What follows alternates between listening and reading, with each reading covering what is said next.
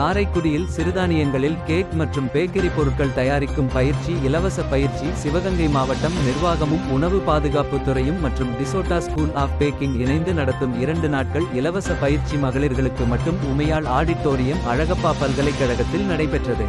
இதில் சுமார் 150 மகளிர்கள் கலந்து கொண்டனர். முதல் நாள் மாவட்ட உணவு பாதுகாப்புத் துறை அலுவலர் எஸ் பிரபாபதி அவர்கள் துவங்கி வைத்தார்.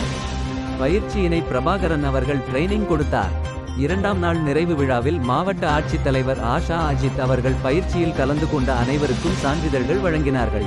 இந்நிகழ்ச்சியில் சாக்கோட்டை FSO ராஜன் மற்றும் காரைக்குடி FSO காரைக்குடி பொறுப்பு FSO சிவக்குமார் மற்றும் உதவியாளர்கள் கருப்பையா, மாணிக்கம், ராஜா நிகழ்ச்சியினை சிறப்பாக ஏற்பாடு செய்தனர்.